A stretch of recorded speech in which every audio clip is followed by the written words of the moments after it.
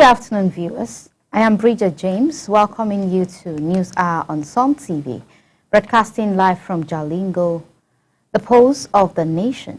Follow us on Facebook at Psalm TV and watch live on YouTube at Psalm TV Live. Now the major headlines. NOA emphasizes collaboration and boots on the ground outreach for credible elections in the upcoming Taraba local government, as Governor Agbo Kefers commended for promoting peace and grassroots democracy in Taraba. IPOB leader Nnamdi Kanu's trial adjourned to October 16th over incomplete medical report. Presidency rejects World Bank's poverty report, cites economic recovery initiative. And now the news in full.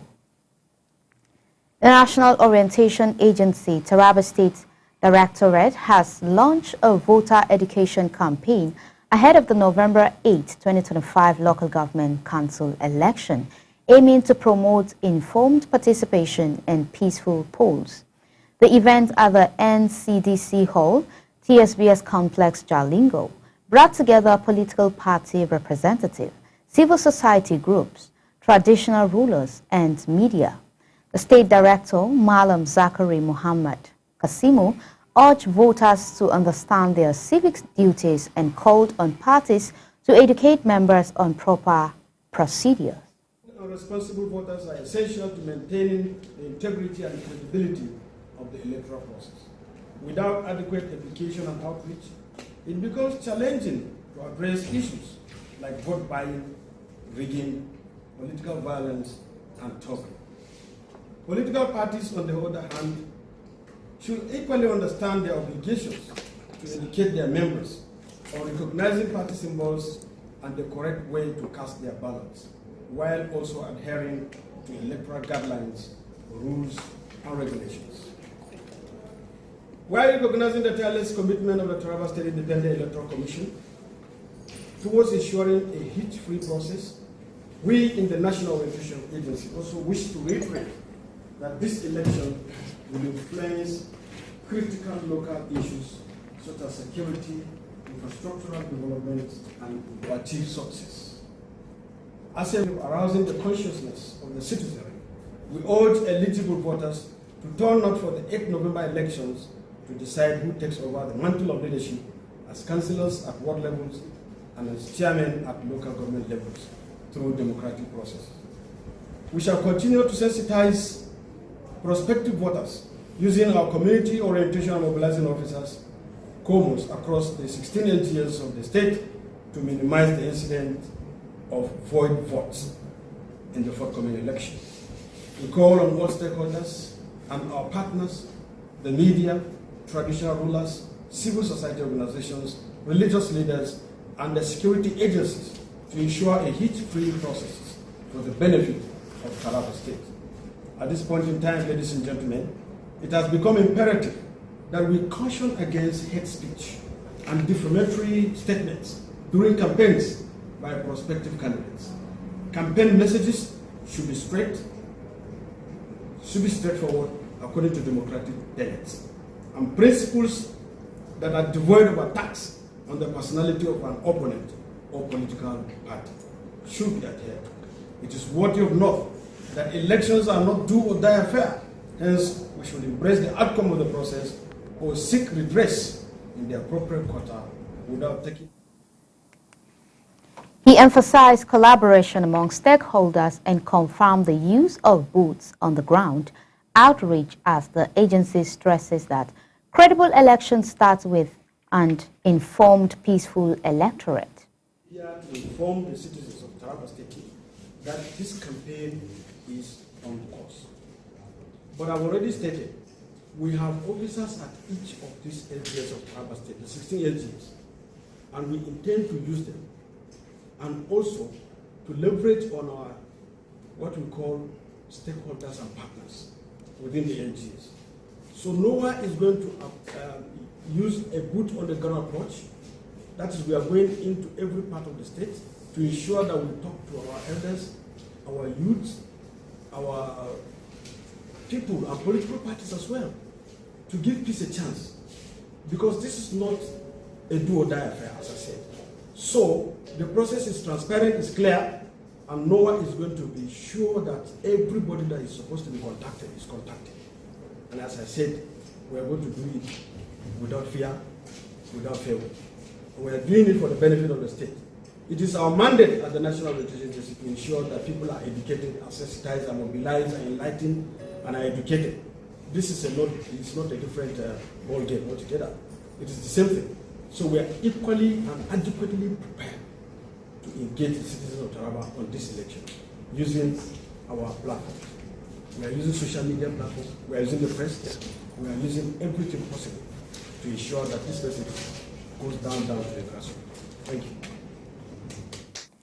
Governor Agbo Kaifer's dedication to peace and grassroots democracy is transforming governance in Taraba State. Speaking at the flag-off in Jalingo, NOA State Director Malam Zachary Muhammad Kasimu commended Governor Kaifer for ending the era of caretaker chairman, aligning governance with constitutional and Supreme Court provision. He urged citizens to avoid hate speech and uphold electoral integrity. Experts explained that with support from NOA, the TSIEC and the Kaifer's administration, Taraba is advancing towards credible and inclusive democracy. Commendable. We urge the Commission to maintain the tempo to the end of the exercise. The amended election timetable, to the best of our knowledge in NOAA, is meticulously being implemented.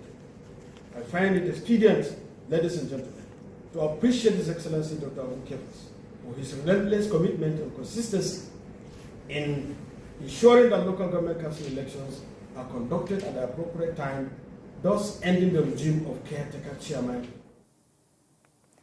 Justice James Omotosho of the Federal High Court in Abuja has adjourned the trial of IPOB leader Nnamdi Kanu to October 16th, citing the Nigerian Medical Association's incomplete health assessment report. The court had previously directed the NMA to set up a medical board to examine Kanu's alleged deteriorating health, determine if the DSS medical facility can provide adequate care, or if he should be moved to the National Hospital, and assess his fitness to continue the trial. Prosecution counsel Suraj Sahat San requested the adjournment, and with no objection from defense counsel Onyedechi Ekpezu, the court fixed the next proceedings for October 16th. The Nigerian presidency has strongly dismissed the World Bank's recent report claiming that 139 million Nigerians live in poverty, calling the figure exaggerated and misrepresentative of the country's economic realities. Presidential aide Sunday Dare stated on Wednesday that the data relied on outdated surveys and global poverty benchmarks, which failed to account for the informal economy that sustains millions of Nigerians. The government highlights that ongoing reforms under President Bola Tinubu, including expanded social welfare programs, food security drives, and targeted economic intervention, are already fostering economic recovery.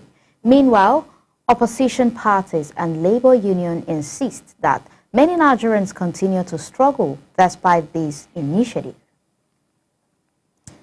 The Academic Staff Union of Universities has rejected the federal government's last-minute appeal to halt its planned warning strike, describing the intervention as too late. ASU President Professor Chris Piwuna told channels that the government failed to respond within the 3 weeks ultimatum given to resolve the union's grievances, particularly regarding the unemployment 2009 agreement on wages and conditions of service. He warned that unless the government demonstrates tangible progress, the planned 2-week warning strike will commence immediately after Sunday's deadline. Education Minister Dr. Tunji Alausa, he stated that negotiations are in their final stages, yet no concrete solutions have been presented so far. Former Vice President Atiku Abubakar has demanded the immediate release of IPOB leader Nnamdi Kanu, decrying his continued detention as a violation of Nigeria's rule of law. In a statement shared on X, Atiku expressed support for activist Omoyele Showore's campaign advocating Kanu's freedom and urged Southeast leaders, including governors and senators, to back the movement despite multiple court orders for release since 2022. Kanu remains in the custody of the Department of State Services, facing charges of treason and terrorism, which he denies. Atiku warned that continued defiance of court ruling undermines citizens' trust in judicial independence and democratic governance. The Independent Corrupt Practices and Other Related Offences Commission has successfully obtained a 24-year jail sentence for Mr. Garuba Duka, a retired Director of Finance and Administration at the Abuja Metropolitan Management Council, for misappropriating 318 million naira. Justice James Omotosho of the Federal High Court in Abuja found Duku guilty of 6 counts of corruption and money laundering, sentencing him to 4 years per count to run concurrently or a fine of 1.6 billion naira. ICPC spokesperson Demola Bakare hailed the verdict as a significant milestone in Nigeria's anti-graft effort, underscoring the government's commitment to holding public officials accountable and deterring large-scale embezzlements. Akwa Ibom State Governor Omo Eno has signed a 695 million naira supplementary budget into law, raising the total fiscal allocations for 2025 to 1.65 trillion. The budget allocates 125.66 billion naira for recurrent expenditure and 569.33 billion naira for capital projects, aiming to accelerate development across the state. Governor Eno, speaking at Government House, Uyo, praised lawmakers for their collaboration and reiterated his administration's focus on transparency, inclusivity, and efficient service delivery. He also released 60 billion naira to contractors to expedite project execution. Speaker Udeme Atong commended Eno's leadership approach, emphasizing performance-oriented governance and people-focused policy implementation in achieving state development goals. The Kano state government has directed preparations for a mass wedding involving 2,000 couples under its state-sponsored marriage scheme.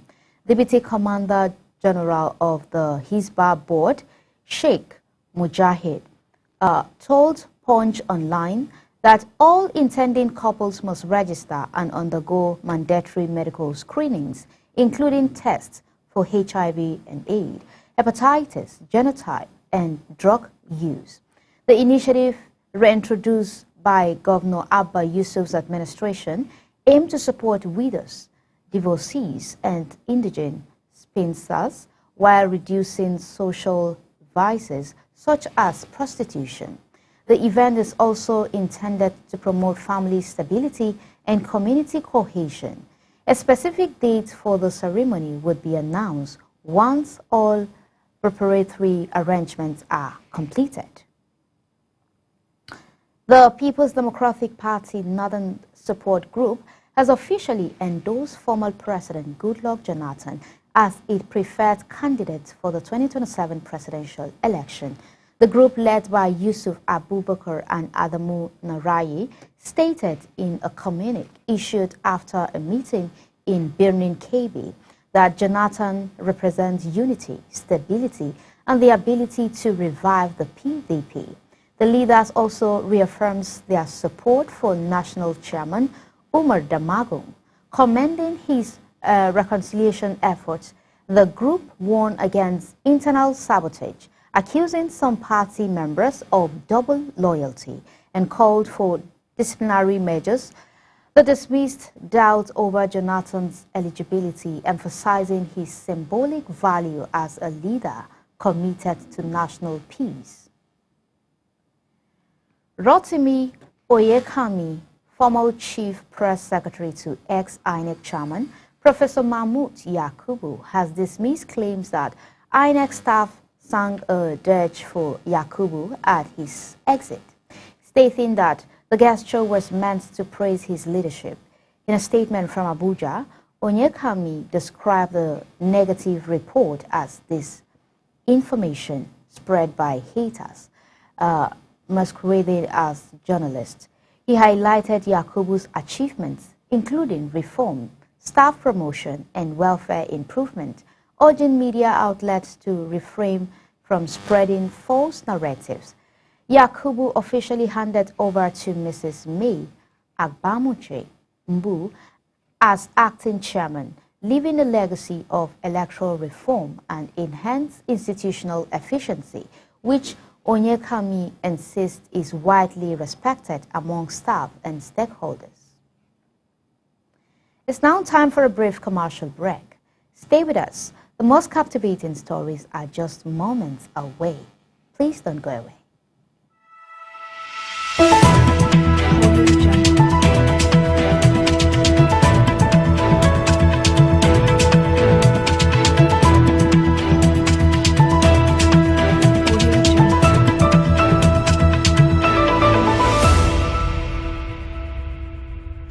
Are you stuck in Jalingo late at night? Need a safe and reliable ride fast? Introducing SuperCab, Jalingo's trusted ride-hailing service from anywhere in the city. We will pick you up right at your doorstep. Book a ride in seconds. Safe, fast and affordable. Visit www.supercab.com.ng or download the SuperCab app today. SuperCab, your ride, your way.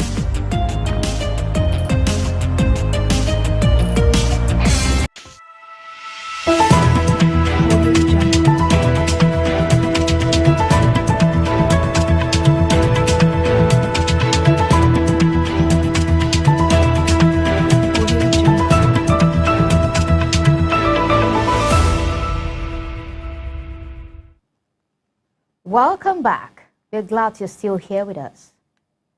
His Royal Majesty Professor Epiphansi Azinge Asagba of Asaba has renewed calls for the federal government to formally apologize for the 196th Asaba Masquerade, speaking during the 58th memorial anniversary. He stated that the people of Asaba are still waiting for recognition and justice for the killings during the Nigerian Civil War. Azinge urged President Bola Tinubu to acknowledge the tragedy and honor the victims by establishing a federal university in Asaba, which he said would contribute to reconciliation and healing. The memorial featured a 21-gun salute, a 1-minute silence, and tributes to the victims, emphasizing the enduring historic significance of the event. Global financial markets recorded mixed movement on Thursday as investors evaluated the sustainability of the AI-driven rally and the U.S. Federal Reserve's interest rate. Tokyo Nikkei index surged 1.8% to reach a record high, while Shanghai roundabout after a week-long holiday. Meanwhile, London and Hong Kong equities fell slightly. Gold prices retreated after forging an all-time high above $4,000, and oil prices increased modestly following the Gaza ceasefire between Israel and Hamas. Analysts warn that technology valuation might be overheating, pointing to recent declines in Tesla and Oracle shares. Political uncertainty in Washington due to potential government shutdowns also unsettled markets globally. Doctors in China have successfully completed the world's first pig-to-human liver transplant. marking a historic achievement in medical science. At the first affiliated hospital of Anhun Medical University, a genetically modified pink liver was transplanted into a 71-year-old man suffering from hepatitis B-induced liver cancer. The patient survived 171 days after the operation. Researchers reported that the graft initially functioned effectively before complications developed.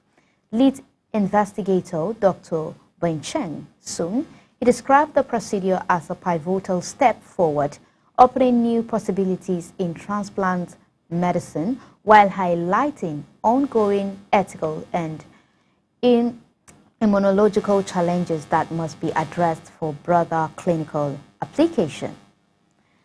That brings us to the end of this edition of News Hour on Som TV. Please follow us on Facebook at Som TV and subscribe on YouTube at Som TV Live for breaking news, in-depth report, and expert analysis. I am Bridget James. Until next time, stay informed, stay vigilant, and keep watching Som TV. Goodbye.